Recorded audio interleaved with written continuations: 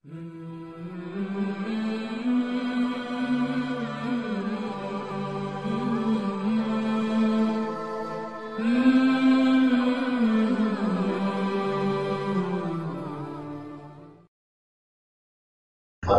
أن لا إله إلا الله وحده لا شريك له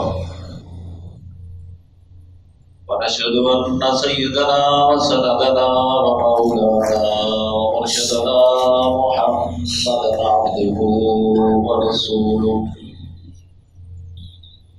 أرسله بالحق بشيرا ونذيرا بين يدي الساعة. أما بعد فأعوذ بالله من الشيطان الرجيم.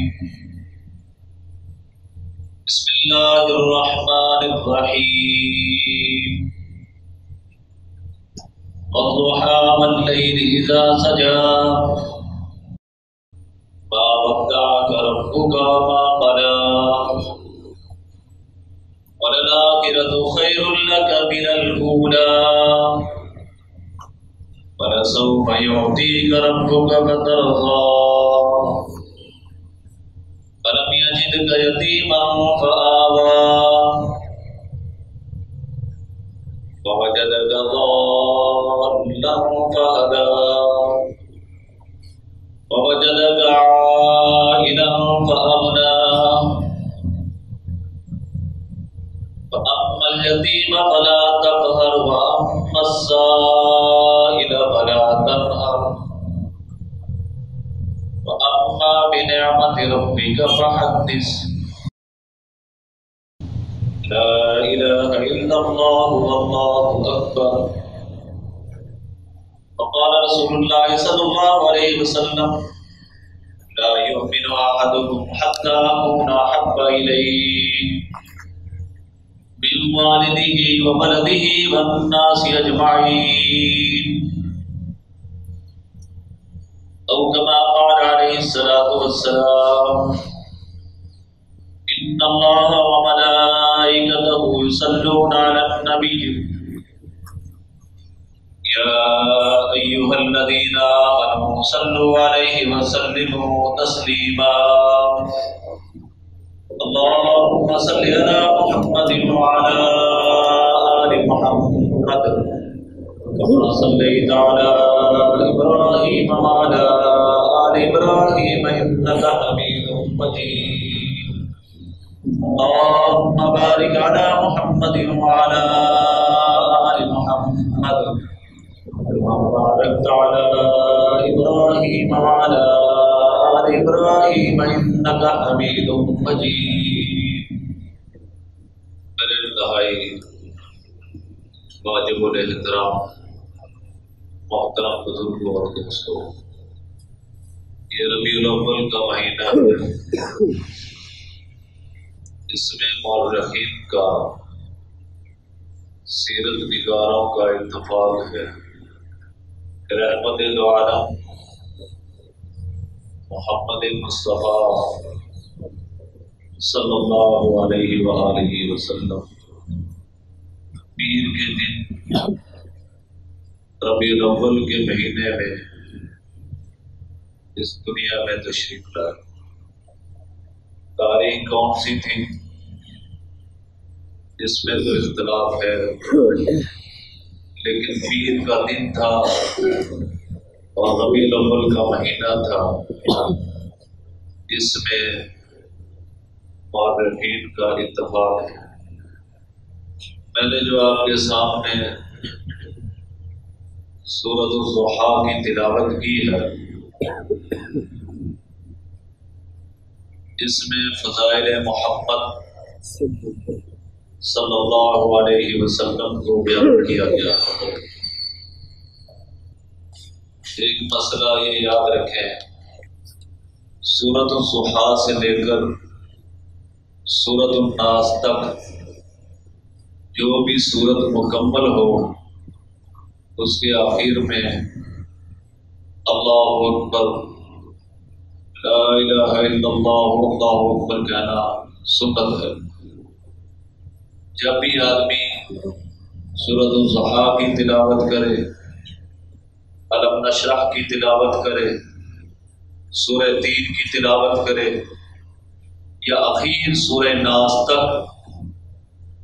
جس سورت کی بھی تلاوت کرے، مولانا مفتی شفیع صاحب رحمۃ اللہ علیہ اور مفسرین نے لکھا ہے کہ آخر میں لا الہ الا اللہ واللہ اکبر کہنا سنت، آپ تلاوت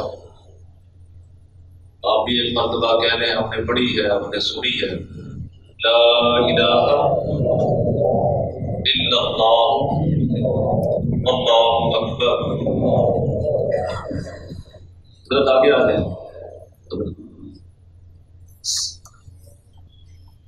سورۃ الضحیٰ ہو، سورہ علم نشرح ہو، سورہ تین ہو، ان صورتوں کی تلاوت کے وقت چاہے مرد تلاوت کرے یا عورت تلاوت کرے، آخر میں اللہ اکبر لا الہ الا اللہ واللہ اکبر کہنا سنت ہے۔ اس لیے کہ کفار نے یہ مشہور کیا کہ نبی کریم صلی اللہ علیہ وسلم کو اس کے خدا نے چھوڑ دیا، تو جب یہ صورت نازل ہوئی تو حضور علیہ السلام نے خوشی میں نعرہ لگایا، خوشی میں اللہ اکبر کا نعرہ لگایا۔ اس لیے مفسرین نے فرما دیا کہ والضحیٰ سے آخر تک جو مسلمان کی بھی سورت کی تلاوت کرے وہ بھی خوشی میں کیا کرے، زور سے تھوڑا سا اونچی کرے۔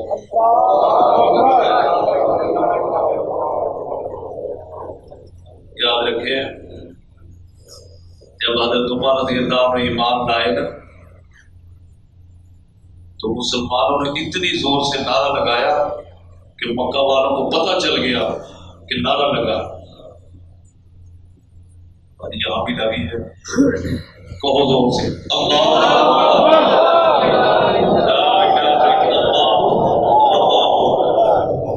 ہر سورت کے آخر میں اس کو کہنا سنت ہے۔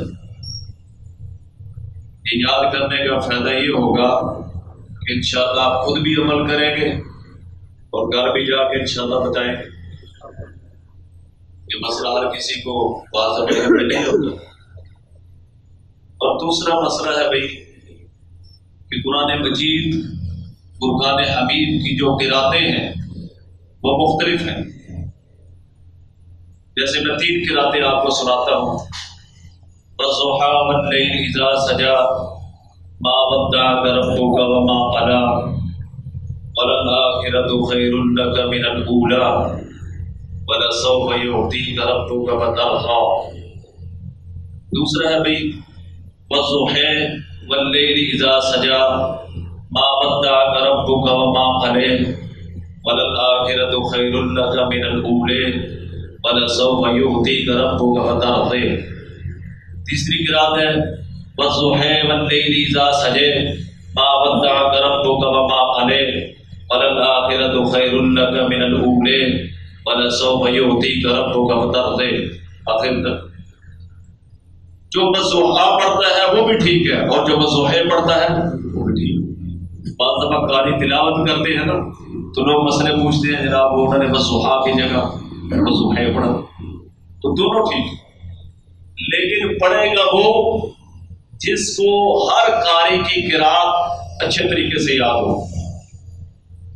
جو والضحیٰ پڑھے گا وہ آدمی مالکی بھی پڑھے گا، مالکی کی جگہ مالکی پڑھے گا۔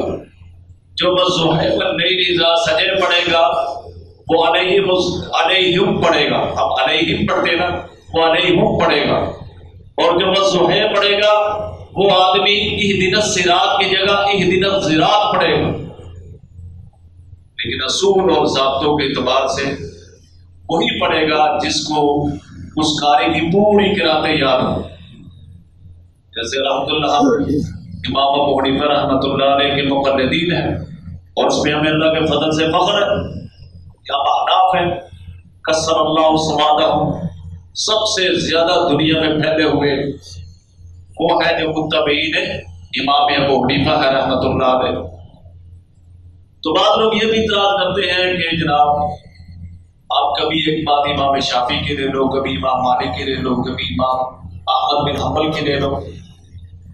تو یاد رکھیں کہ یہ وہ بندہ لے سکتا ہے جس کو امام شافعی کے سارے مسائل یاد ہوں، جس کو امام ابو حنیفہ کے سارے مسائل یاد ہوں. یہاں پر صغیر میں ٹوٹل جو لوگ رہتے ہیں ان کو جو سارے مسائل یاد ہے وہ امام ابو حنیفہ کے یاد ہیں، اور جو امام شافعی کے مسائل ہیں، امام ابو حنیفہ احمد بن حنبل کے مسائل ہیں یا امام مالک کے مسائل ہیں، وہ لوگوں کو یاد نہیں. یہ بعض موقعوں پہ جو ہے نا مسئلے بڑے پیچیدہ ہو جاتے ہیں، لیکن لوگ بعض اب اپنی آزاد خیالی میں یہ کہہ دیتے ہیں کبھی اس کا مسئلہ لے لو کبھی. میں نے عرض کیا نا جو آدمی بس زحا پڑھے گا وہ مالکی پڑھے گا، جو بس زحے پڑھے گا وہ مالکی پڑھے گا. یہ نہیں ہے کہ بس زحا بھی پڑھے اور مالکی بھی پڑھے. اصول اور ضابطے جب چلانے ہیں تو پورے چلیں گے. بندے رضا سجے پڑھے گا، علیہم پڑھے گا، علیہم نہیں پڑھے گا. تو قراتیں تو ساری ٹھیک ہے، لیکن جب قرات کریں گے تو ایک امام کے مطابق قرات کریں. ہم جو قرات کرتے ہیں وہ امام اعظم کوفی رحمۃ اللہ علیہ کی قرات ہے. بہت بڑے امام گزرے ہیں. ان کے بارے میں آتا ہے کہ یہ جہاں سے گزرتے تھے تو یہ جب بولتے تھے نا تو منہ سے خوشبو آتی تھی، منہ سے خوشبو آتی تھی. تو ان سے پوچھا کہ آپ کون سی خوشبو لگاتے ہیں؟ اور میں تو کوئی خوشبو نہیں لگاتا. کہا حیرت ہے، آپ جب بولتے ہیں تو آپ کے منہ سے خوشبو نکلتی ہے، اس کی کیا وجہ ہے؟ انہوں نے فرمایا جس کا مفہوم ہے کہ مجھے ایک مرتبہ نبی پاک صلی اللہ علیہ وسلم کی زیارت ہوئی اور حضور علیہ السلام نے میرے قرآن پڑھنے کو پسند کیا اور فرمایا یہ میرا قاری ہے، لاؤ میں تمہارے منہ کو بوسہ دیتا ہوں. جب سے خواب میں حضور نے مجھے بوسہ دیا ہے میں بات بھی کرتا ہوں تو خوشبو آتی. تو اس سورت کا نازل ہونے کے اعتبار سے 10واں نمبر ہے. اس سورت کے اندر جو کلمات ہیں وہ 41 ہے، اس کے جو حروف ہیں وہ 140 ہیں، اور اس سورت کے اندر اللہ رب العزت نے محمد عربی صلی اللہ علیہ وسلم پر لگنے والے ایک اعتراض کا جواب دیا، ایک تانے کا جواب دیا. روایات میں آتا ہے کہ ابو لہب کی لونڈی تھی، بیوی تھی ام جمیل. چند دن نبی پاک صلی اللہ علیہ وسلم پر وحی نہیں آئی، اسے عربی میں فترۃ الوحی کہتے ہیں. شروع میں وحی آئی، پھر وحی کا آنا بند ہو گیا. تو اس نے حضور علیہ السلام کو تانا دیا، قد بدعک الشیطان. اس خبیث عورت نے کہا کہ محمد تیرے خدا نے نعوذ باللہ تجھے چھوڑ دیا، تجھ سے تعلق توڑ لیا، تجھ سے جو رشتہ اور تعلق اور ناطہ بنایا تھا اس سے تیرا خدا کنارہ کش ہو گیا. اس ام جمیل نے جب یہ الفاظ کہے تو حضور علیہ السلام نے نظر آسمان پہ اٹھائی، گویا زبان حال سے کہا کہ یا اللہ لوگوں نے مجھے جادوگر کہا، میں نے برداشت کیا. لوگوں نے مجھے ساحر کہا، میں نے برداشت کیا. یا اللہ لوگوں نے مجھے کاہن کہا، میں نے برداشت کیا. یا اللہ لوگوں نے مجنون کہا، میں نے برداشت کیا. یا اللہ لوگوں نے مجھے دیوانہ کہا، میں نے برداشت کیا. یا اللہ لوگ یہ تانا دے کہ محمد کے خدا نے محمد کو چھوڑ دیا، یا اللہ یہ مجھے برداشت نہیں. لوگ اس بات کا تانا دے کہ محمد عربی کے خدا نے محمد کو چھوڑ دیا، یا اللہ یہ بات برداشت نہیں ہوتی. ہمارے آقا اور مولا سید الاولیاء خیر الورا احمد مجتبی محمد مصطفیٰ صلی اللہ علیہ وسلم کی نظر ابھی آسمان کی طرف سے نیچے نہیں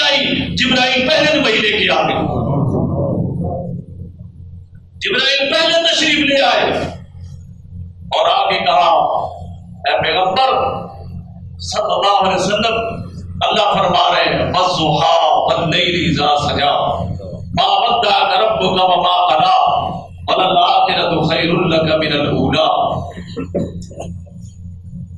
والضحیٰ، اللہ فرماتے ہیں سونیا مجھے چاش کے وقت کی قسم، واللیل اذا سجا، رات جب چھا جاتی ہے مجھے اس کی قسم، ما ودعک ربک وما قلی، ہم نے آپ کو چھوڑا بھی نہیں اور آپ سے تعلق توڑا بھی نہیں۔ زور سے اللہ اکبر کہو۔ والضحیٰ واللیل اذا سجا، اے پیغمبر صبح کے سویرے کی قسم، واللیل اذا سجا، رات کے اندھیرے کی قسم، ما ودعک ربک وما قلی، ہم نے آپ کو چھوڑا بھی نہیں اور آپ سے تعلق توڑا بھی نہیں۔ اور مفسرین فرماتے ہیں والضحیٰ، پیغمبر تیرے چمکتے ہوئے چہرے کی قسم، واللیل اذا سجا، پیغمبر تیری زلفوں کی قسم، ما ودعک ربک وما قلی، ہم نے آپ کو چھوڑا بھی نہیں اور آپ سے تعلق توڑا بھی نہیں۔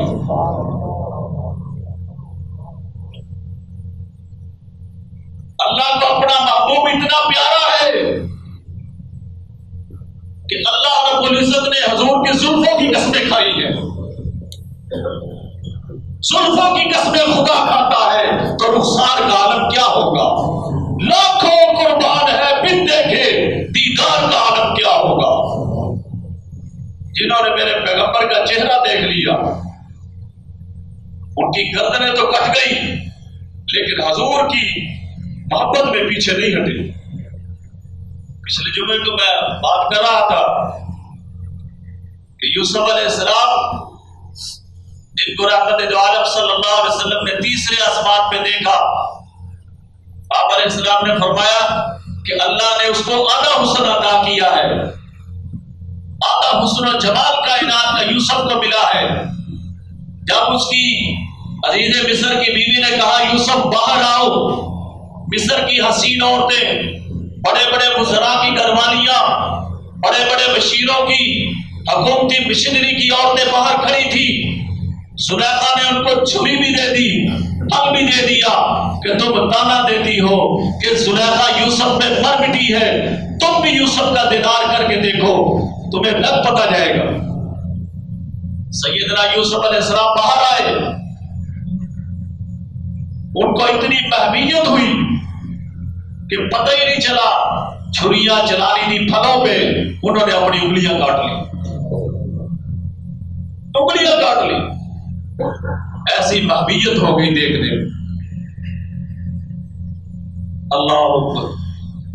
اور جنہوں نے میرے محبوب کا چہرہ دیکھا ان کی گردنیں کٹ گئی، وہ ذبح ہو گئے، ان کے جوڑ جوڑ کو جدا کر دی گیا، لیکن حضور علیہ السلام کی محبت سے پیچھے ہٹے۔ وہ تو صحابہ تھے، وہ تو تابعین تھے، وہ تو اولیاء اللہ تھے۔ ہمارے ایک بزرگ ایک جگہ سے گزرے تھے تو ایک آدمی کہنے لگا دیکھیں حضرت یہ لوگ سینما میں فلم دیکھنے جا رہے ہیں، لائنیں لگی ہوئی ہیں، ٹکٹ خرید رہے، کیسے لوگ ہیں؟ انہوں نے فرمایا کہ بھائی ان کو برا نہ کہو، برائی بری ہے نا، کرنے والے کی تو اللہ کب کایا پلٹ دے۔ فرمانے لگے کہ بھائی اگر کوئی آدمی حضور کی شان میں نعوذ باللہ گستاخی کرے، ہو سکتا ہے میں اور آپ بعد میں پہنچیں گے، یہ پہلے پہنچے گے، یہ سر کاٹنے اور کٹوانے کے لیے پہلے پہنچ جائے۔ ابھی آپ دیکھ لیں ممتاز قادری، یہ کس مدرسے کا پڑا ہوا تھا،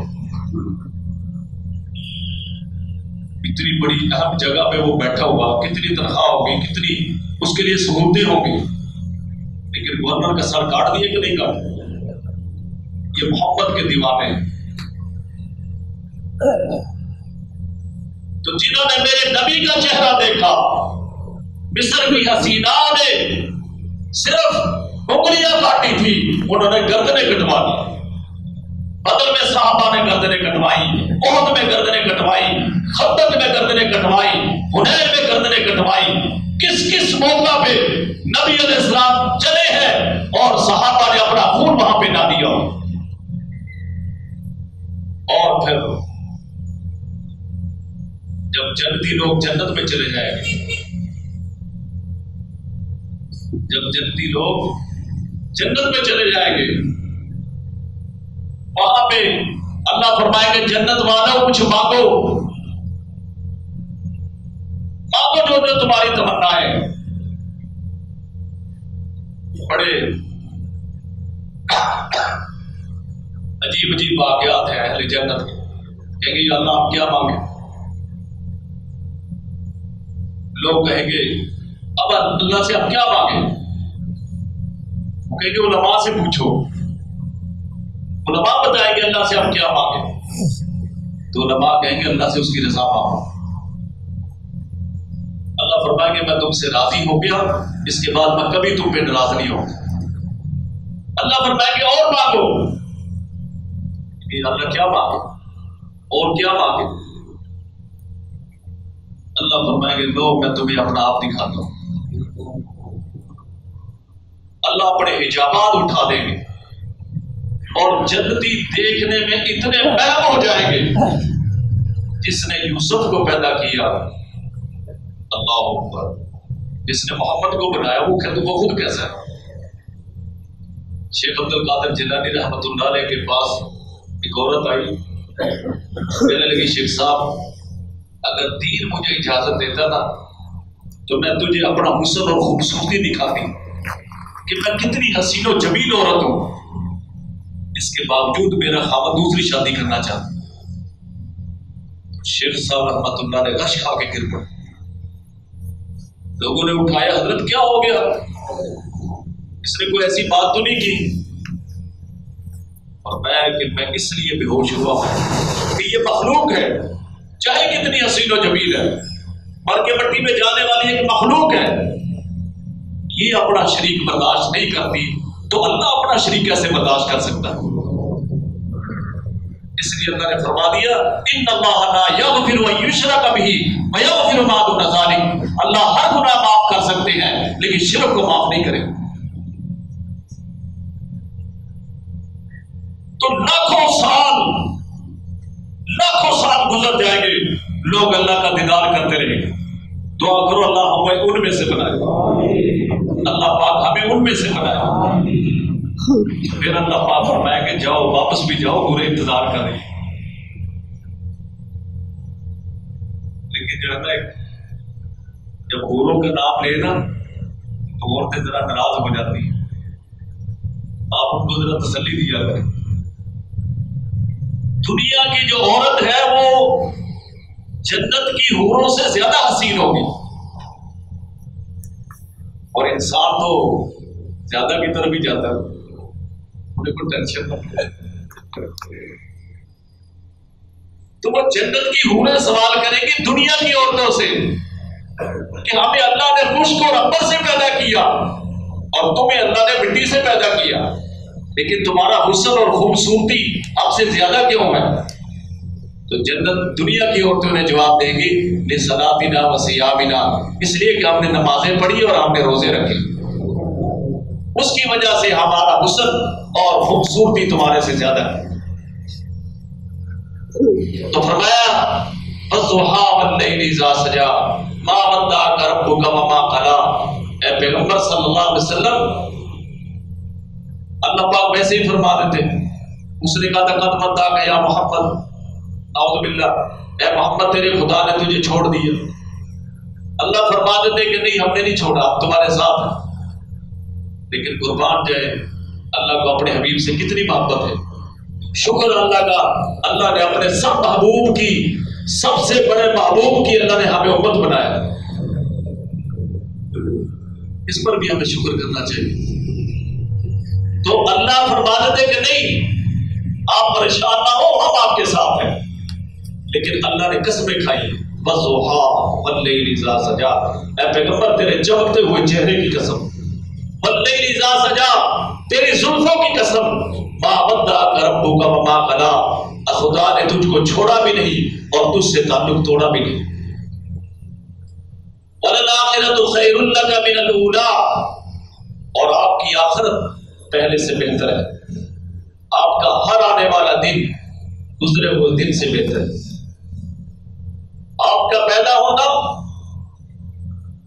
آنے سے پہلے پیدا ہونا بہتر ہے، اور بچپن پیدا ہونے سے بہتر ہے۔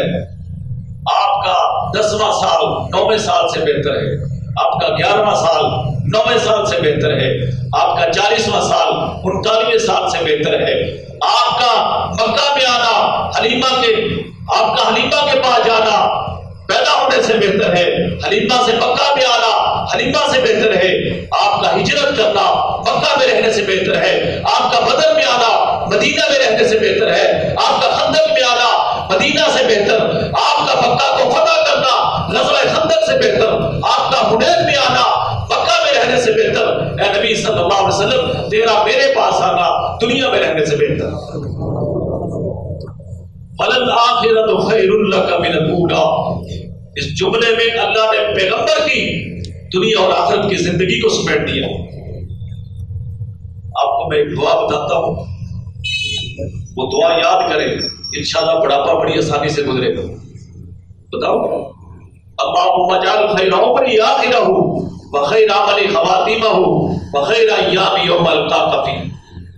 صبح شام 3 مرتبہ پڑھ لیا کریں، اللہم اجعل خیر عمری آخرہ، اے اللہ میرے عمر کا آخری حصہ بہتر بنا دے، وعملی خواتیمہ، اور جو خاتمے والے میرے عمل ہیں یا اللہ وہ بہتر بنا دے، وخیر ایام یوم القاک فیہ، یا اللہ جس دن تیری ملاقات ہوگی وہ میرا دن سب سے بہتر بنا دے۔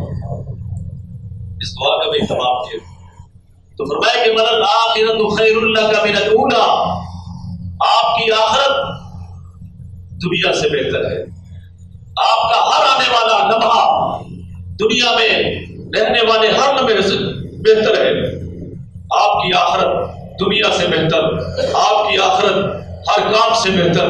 فرمایا کہ وَلَسَوْفَ يُعْطِيكَ رَبُّكَ فَتَرْضَىٰ، اے پیغمبر ہم تجھے اتنا دیں گے کہ تو خوش ہو جائے گا، اب تجھے اتنا دیں گے کہ تو راضی ہو جائے گا، خوش ہو جائے گا۔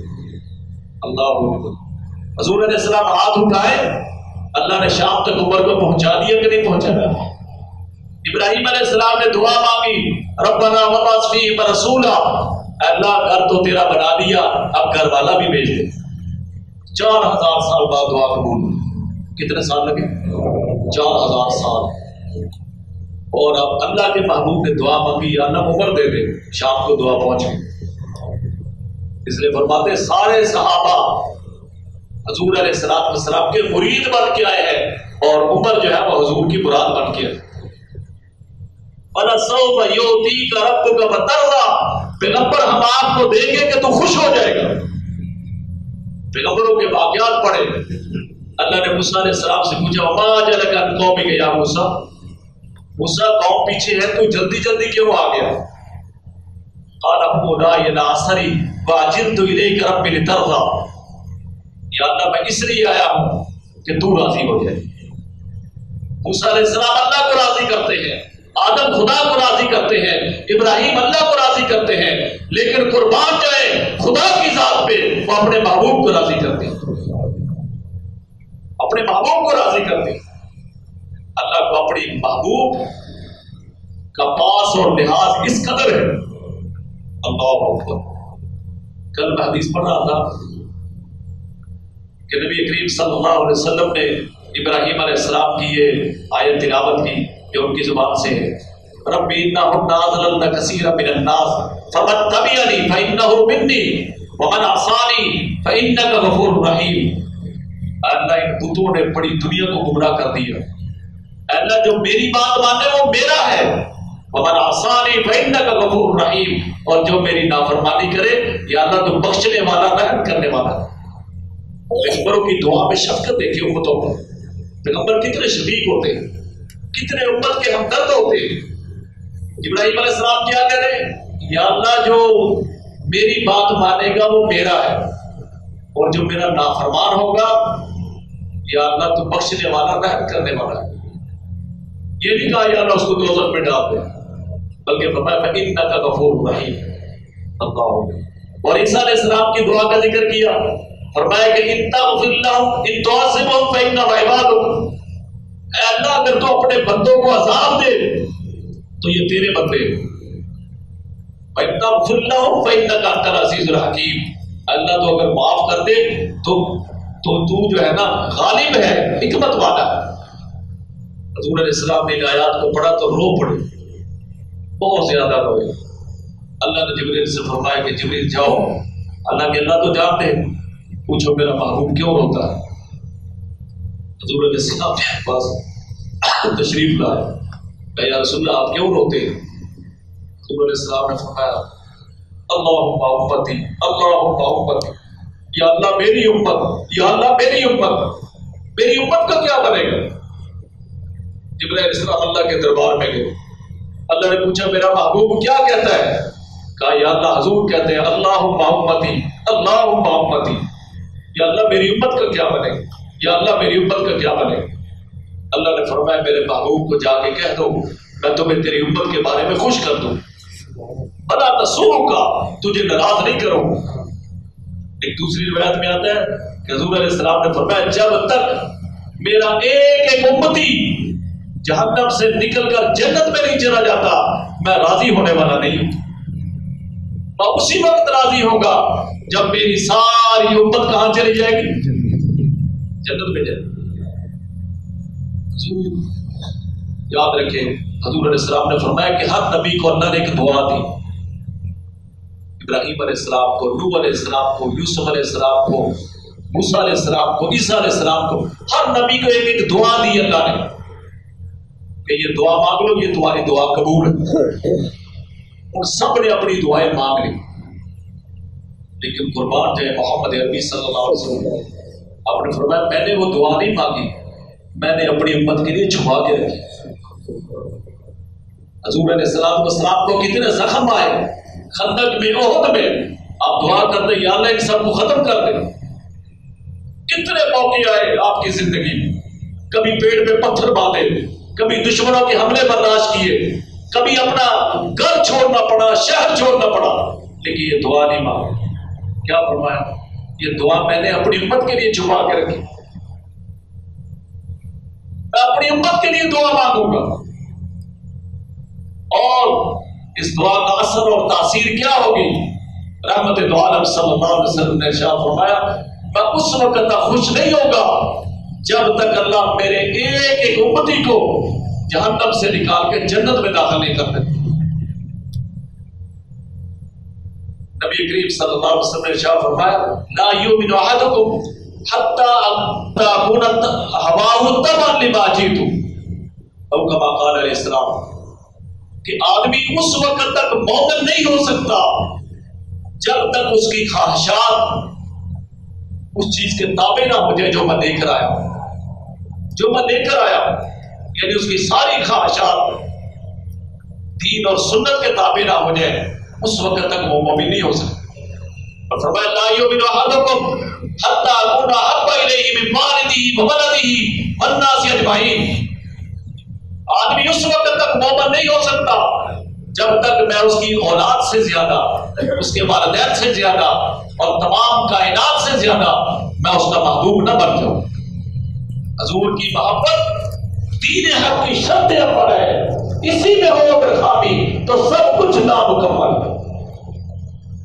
حضور نبی پاک صلی اللہ علیہ وسلم کی محبت یہ دین میں مطلوب ہے، مقصود ہے۔ جس کو حضور کی محبت نہیں وہ کافر تو ہو سکتا ہے، ایمان والا نہیں ہو سکتا۔ اور حضور کے دشمنوں کا اپنا دشمن سمجھنا، اگر کوئی میرے باپ کا دشمن ہو میں اسے دوست سمجھوں تو کوئی کہے گا کہ یہ اپنے باپ کا جو ہے نا محبت کرنے والا ہے، یا رنگ ہو جا دو رنگی چھوڑ دے، سراسر موم ہو جائے یا سراسر سنگ ہو جائے۔ اسی طرح حضور علیہ السلام کے دشمن یہ قادیانی مرزائی یہ نبی کریم صلی اللہ علیہ وسلم کے دشمن ہے۔ حضور علیہ السلام کی جو شریعت ہے اس کا دفاع کرنا یہ حضور علیہ السلام کے اوصاف کا دفاع کرنا ہے، اور جو ختم نبوت کا تحفظ کرتا ہے وہ حضور کی ذات کا تحفظ کرتا ہے۔